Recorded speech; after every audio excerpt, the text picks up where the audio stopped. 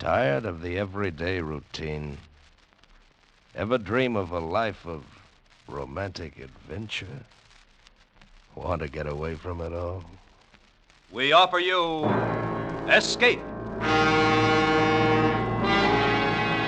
Escape, designed to free you from the four walls of today for a half hour of high adventure. Tonight we escape to a small ship off the coast of Borneo and an exciting tale of murderous greed, as Freud A. Nelson tells it in his strange story, Seeds of Greed.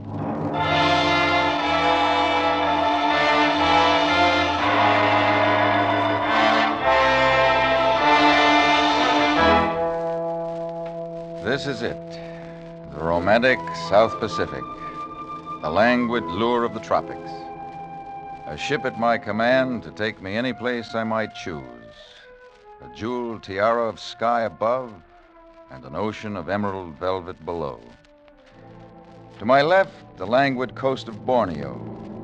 To my right, the Sulu archipelago. Such romance, such gentleness, such maddening, unbearable gentleness.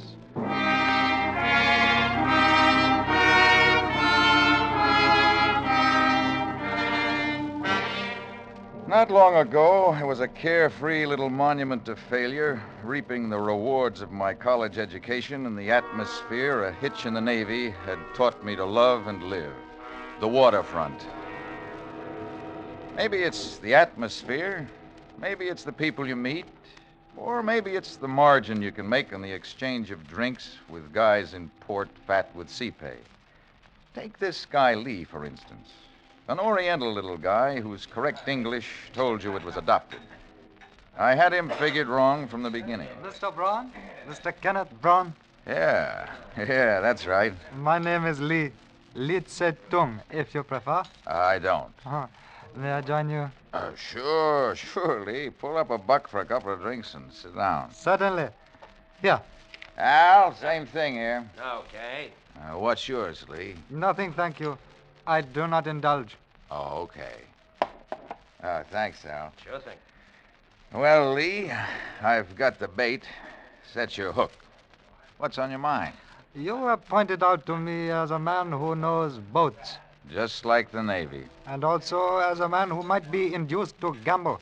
Well, I can't contradict. But if you will pardon me, as a man who is more than casually devoted to drink. I can take it or leave it.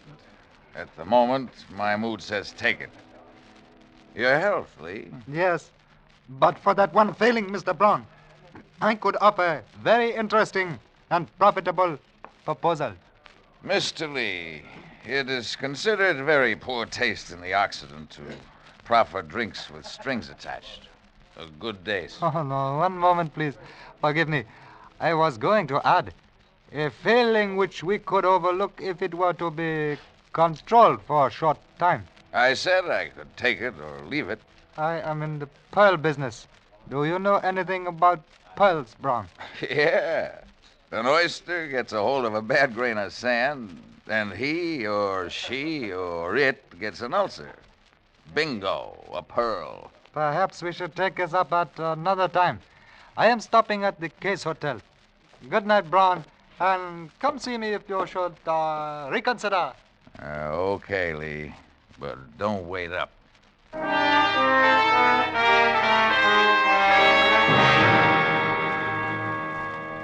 I hate the warm feeling of elegance that takes me over after the fifth drink. I hate myself. I hate morning. Worst of all, I hate waking up without a little hair of the dog and not a nickel in the poke to supply it.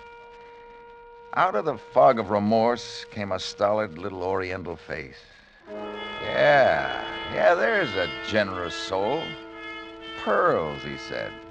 Well, that should be a nice, substantial little proposition. Yeah. Maybe I am ready to talk business. Braun, I did not expect to see you. Come in. Oh, this is a pleasant surprise. Yeah. You mentioned something about a business proposal. Yes, I did. Hotel rooms depress me, Lee. Could we go down to the bar and talk it over? Oh, certainly, Brown, if you prefer. I prefer.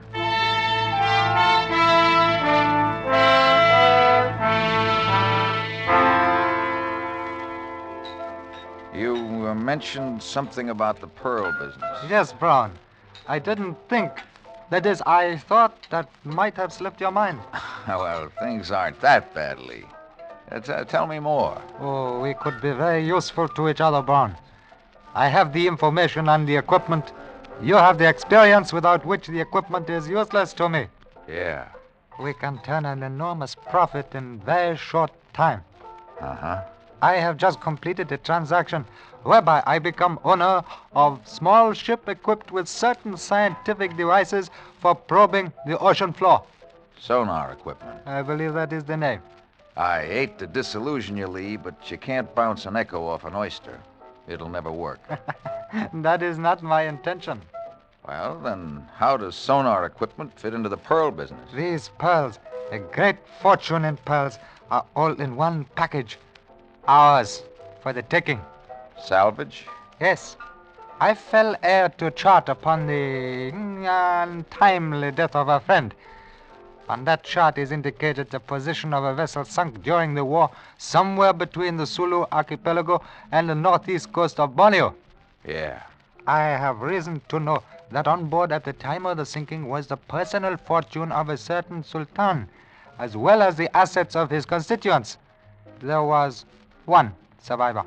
And you hope to locate that vessel with this sounding gear? I do.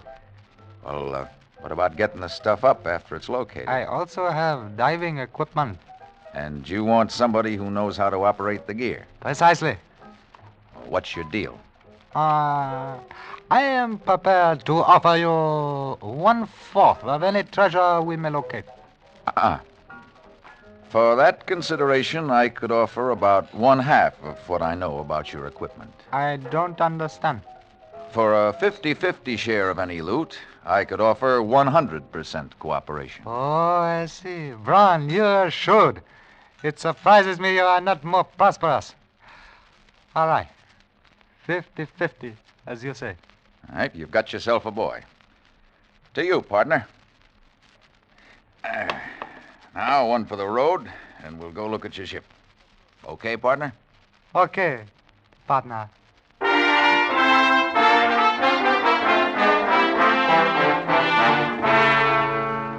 Lee's stubby forefinger pointed a great circle course across the harbor to a little tub laying with her forward quarter scraping paint against the can of her mooring.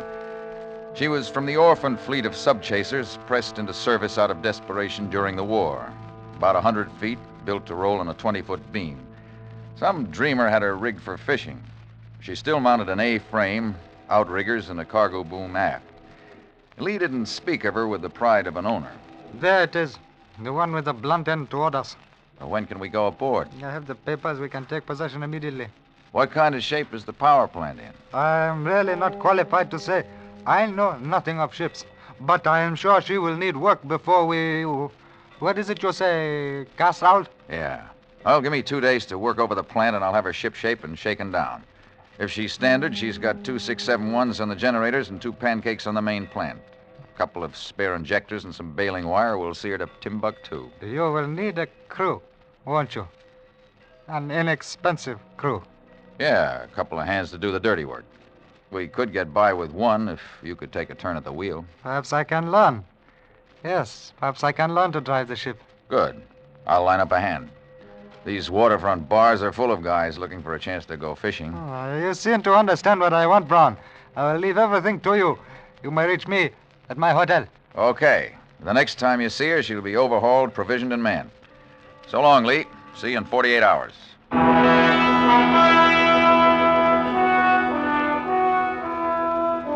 She was in surprisingly good shape. The batteries charged right up on the generators, her oil was clean, and her linkage tight. I replaced a corroded condenser on the sonar gear, pressure-checked the diving suit, and put new pistons in the compressors. One straight 24-hour shift, and she was shaken down and ready for a crew. I set out to meet my man on common ground. I found him being escorted out of Casey's bar by Casey himself. You young hoodlums are a disgrace to the sea. You'd better get some salt behind your ears before you start something in my place. Let go. Now get along with you. Let go. And don't be coming back. You brother of a pig! Oh, what's the matter, sailor? Slippery deck? You be quiet or I stick you. All right, stow the shift, kid. The jails are too full now. I'm going to kill that pig. Get out of my way. All right, stay out of there, kid, and stow the knife. I still get that fat pig someday. You're new around here, aren't you? How'd you know that? Well, you wouldn't tangle with Casey if you weren't. Where are you from? Ensenada. I have papers. In my room, I have papers. I didn't ask you. You didn't ask me either, but I'd advise you to get rid of that knife. With a temper like yours, you can cut yourself off a life sentence. So far, this knife knows only the blood of fish. I have never been kicked by a fish. I can use a man who can handle a knife. You working? No. Come on, I'll buy you a drink. All right. Now, what's your name? Costa. Antonio Guillermo de la Costa. Okay, Tony. 2 double shots later, I had my man. A pathetic little guy with no roots in a barren world. I set him to stowing provisions while I cleared the paper and gold braid department of the Commerce Building and picked up a couple of 100 fathoms of useless shark net to flake out for effect. Then I called Lee. He was impressed. You have accomplished a lot in very short time, Brown. You must have worked day and night. Yeah, I can sleep underway. Where is your crew? Below. He's stowing provisions in the galley. I see. Does he meet our specification? Exactly. Good back with not too much above it, except a nasty temper. Good. He thinks he's going fishing here. That explain these nets? Partly, Lee. Also, there's an unwritten law of the sea that gives fishing craft a wide berth. Clever, Brown. Very clever. Practical. Is everything in first-class condition? Everything. The diving gear is tight, and the sonar readings check right on the nose with the charts. Then we are ready to cast off. Anytime. Then let us go. Head her out west-southwest, Brown. Right into the sun. Right into the sun.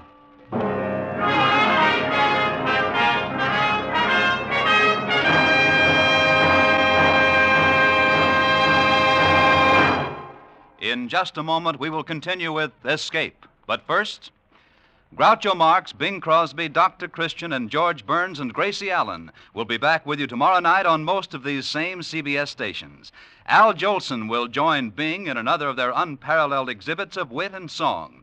George Jessel will be the special guest of George and Gracie. Stay tuned to CBS for this wonderful midweek Wednesday night listening. And now we return you to the second act of Escape.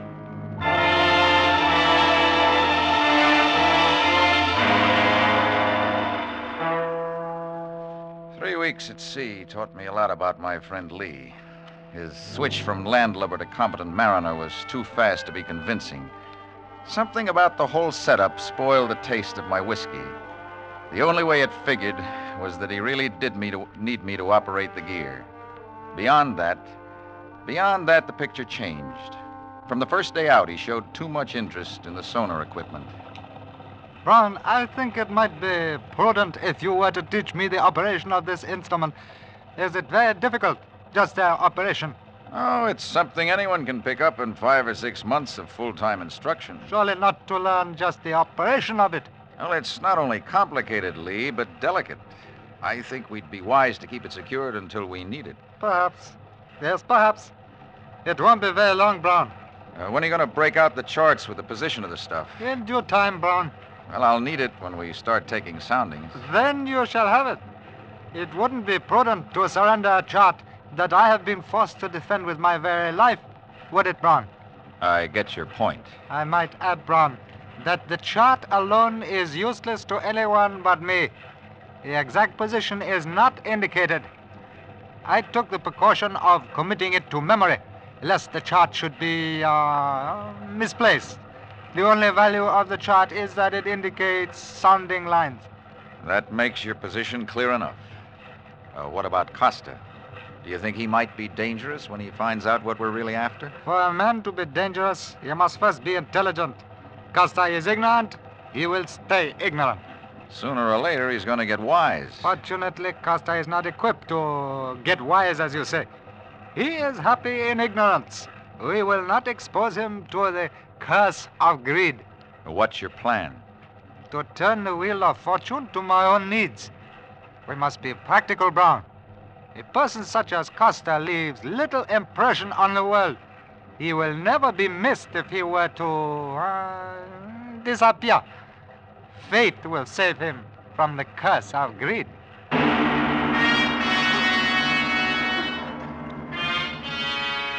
The late afternoon of the 22nd day, I saw Lee's methods put into practice. Cold, efficient, ruthless practice.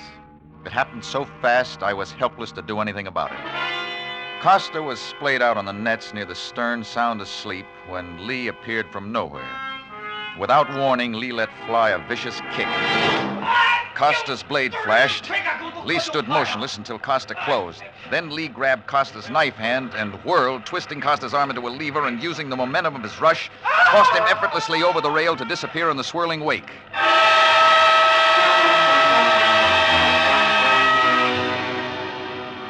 Without even glancing astern, Lee gave me the arm signal for straight ahead, a signal that pointed accusingly at me, screaming, "Accomplice." His face was still frozen in trance-like serenity when he appeared on the bridge. It is now you and I, Brown. Yeah. These things are distasteful, but on the other hand, Brown, life itself can be distasteful. Oh, wasn't there some other way to handle it? Couldn't we have put him off somewhere in the islands? Your whole life in too high esteem, Brown. We could have put him off at some island, but then, Brown, we would have had to wonder about his welfare.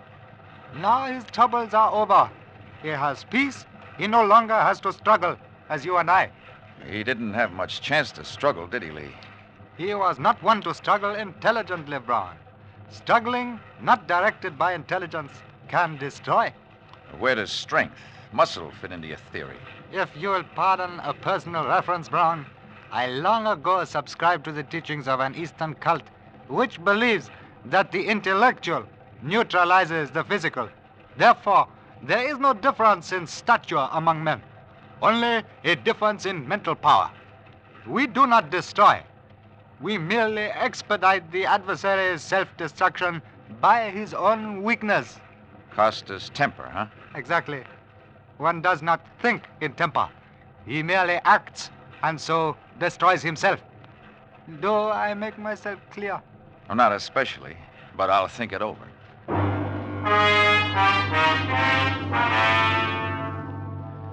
Lee's insidious philosophy began to prey on my mind. I knew I was on the last leg of a one-way trip. I knew he was perfectly competent to take over the ship at any time, but I still felt reasonably safe. It would take 2 men to handle the instruments to locate the pearls, and beyond that, 2 men to get the stuff up. After that, I would worry about my failings and which one Lee would pick to destroy me. I eliminated the big one by tossing my last 2 bottles of whiskey overboard. We were cruising somewhere between the lower Sulu archipelago and the northeast corner of Borneo when Lee broke out a dog-eared chart of Dutch origin. Cut it back, Brown. Now, somewhere within the radius of this circle, our fortune waits to be taken. Now, let's see. The charts indicate a sandy bottom, and that's good. The currents go southwest. She falls off to deeper water to the south. I understand the charts, Brown. Start the soundings, man. Okay, I'll start here, at the 60-fathom line and work toward shallower water. You stand at the bow with a smoke flare. If I pick up anything, heave a flare over to mark it, okay? I prefer to stay on the bridge with you, Brown. Yeah, that way we can watch the instruments and each other. Okay, partner. I worked each depth line half a mile from the point Lee established as center, staying parallel to the soundings indicated on the chart. 3 times over the area showed nothing but a uniform bottom. Then I took a new tack. I set the wheel in a tight circle and secured it with a lanyard. I figured the current and the torque of the shaft would take us far enough off-center on each spiral that we wouldn't miss anything big enough to register. I was beginning to think in circles when the scope showed a fast drop and then wavered erratically. Lee must have read it in my face. It showed something, didn't it? We have found something, haven't we, Brown? Maybe. What are you going to do? Back it down and check it. Oh, no. No. Drop the anchor. We won't move. We'll take no chances of losing it. Drop the anchor. I settled her bow into the current, dropped the hook, and backed her down on the scope of the anchor chain until we were over the spot. Lee expertly rigged a line from the cargo boom to the cathead and hoisted the heavy diving gear out of the after hold. His expression left no question as to the division of labor. Of course, you will make the dive, Brown. Yeah. We cannot risk losing a life when 2 men are necessary to complete this mission, can we? Not your life, Lee. Yeah, I'll go down there. But just in case you have any ideas about letting my weaknesses destroy me... Oh, come now, Brown. You're not falling prey to the curse of greed, are you? No. And I don't intend to fall prey to anything if I can help it. You don't have faith in me. That's right. But you must have faith in me. We must work together. Until we locate the stuff and get it up. After that, Lee, only one man is necessary.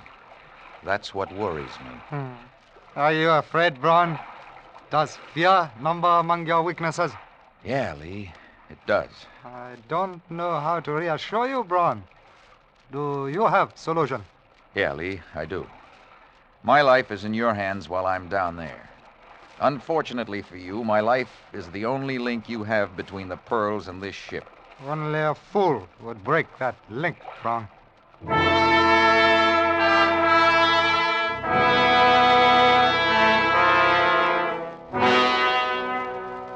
Lee's words echoed in my helmet as I felt myself being lowered from a sheave at the end of the cargo boom.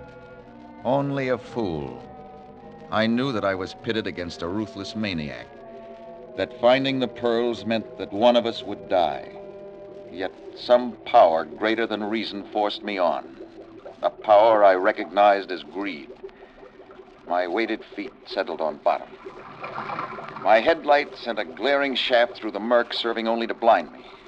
Then my eyes adapted. Strange shapes darted in and out of the beam, splashing big shadows. I pivoted slowly, straining my eyes to the burning point. Suddenly, the beam stopped short and reflected upward in a blinding glare. There she lay, a slimy hulk stern down in the sand, her stack and superstructure eroded away, and her plates hanging scab-like from her frames. A death ship washed clean by gentle currents. I headed for the quarterdeck and leaned on the crumbling vestiges of the hatch. It fell away. My light picked up a single object. There it lay, its corners worn round from shifting against the bulkheads. A teakwood chest. Brass bindings radiated from its single big hinge like the fingers of a giant hand. I felt a wave of desire grow into a surge of greed and resolve itself into an overpowering lust. I bent a line onto the chest and signaled Lee to haul me up. I felt as though I was threading my life away as I paid out the line that would link the treasure with the surface, knowing that only Lee's ignorance of what the other end held ensured my shedding the heavy diving suit safe on deck. That would put us on even footing. I lost the fear of Lee's methods and thought of my own. Methods based on greed that knows no compromise. Methods of killing to keep. And then my fears passed. He couldn't kill me until the chest was on deck. Lee was like a man waiting for sentence when I climbed out of the diving suit. Well, It's there. describe it. Describe the chest. Solid wood bound in brass. Is that all? Brass hinges, like a hand. That is it, Brown. The hand of Muhammad. My reward at last. The hand of Muhammad. You mean our reward? Of course. Our reward. For a brief second, we were two animals standing at bay, eye to eye, appraising, each waiting for the other to move. Then, as one, we saw through the cloud of greed. We still needed each other until the chest was on deck. Lee swung the boom inboard while I reeved the line attached to the chest through the eye of the sheave. He took the running end of the cathead and made a turn, his narrowed eyes fixed on me, waiting for the signal to haul away. His hands turned white, bloodless, as he gripped the line. I gave him the signal to haul in the line. Start it easy, Lee, and take it slow all the way. We'll stop it at the surface to keep the weight off the line. The line threaded through the sheave endlessly as time while I strained to catch the first glimpse of any bulk in the water. Again, I felt the surge of greed I'd experienced below. Unconsciously, I drew my sleeve across my mouth. A dark and distorted mass showed beneath the surface. Slow it down, Lee. She's showing. Slow it down, Lee. Slack off. You'll break the line. Slack off. Lee was out of control. The heavy chest lost the buoyancy of the water. The strand of the line snapped and shot a ragged end up to the block. But it was too late. The chest hit the block and the line snapped, crashing the waterlogged wood against the ragged metal of the topside. Brass fingers of the giant hand opened grotesquely, spewing a shower of tumbling beads over the surface of the water. Oh, you fool! You American fool! There they are, Lee. Look at them float down. Your little white seeds of greed. You will die, you idiot! You felt the pearls at the end of that line, Lee. They were in your greedy little hands and you couldn't let go. You couldn't slack off on the line. You couldn't let go, could you? So the hand of Mohammed sowed the ocean with little seeds of greed. You will pay, Brown. Pay with your life. All right, intelligent one. There are no odds. Pick a weakness and destroy me. Take your choice. Come on. You will die, dog. He came toward me slowly. Then he drew back, right foot poised. I was ready for it, but instead of the kick, his thumb shot out at my eyes, pushing jagged nerve ends right into my brain. Blind instinct told me to swing while I knew where he was. You will die. Not yet, Lee. How do you like that, Lee? Ducked by a blind right fist. And this, how do you like this, Lee? How do you like my thumbs? How do you like 'em mashing into your master throat? You're getting weaker, Lee, weaker. Oh, where's your mental power now, Lee? Gone, is it? Dead? Dead.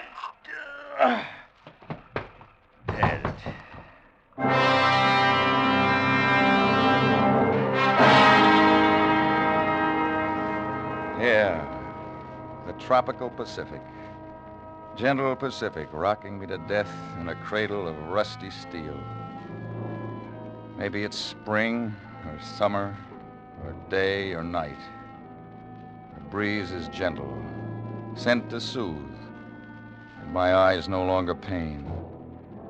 Yeah, it's gentle. Such gentleness. Such maddening, unbearable gentleness.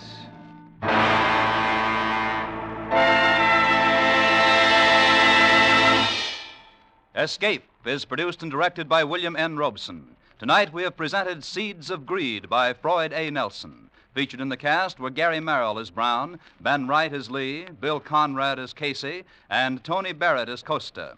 Special music was arranged and conducted by Del Castillo. Next week. You are sitting unarmed in an early California boomtown saloon. Across the table from you is a man who has just murdered your brother, and who holds in his hand a new and terrible weapon from which there is no escape. Next week, we escape with an exciting tale of the California gold camps, as Les Crutchfield tells it in his gripping story, The Pistol. Goodbye, then, until this same time next week, when once again we offer you Escape.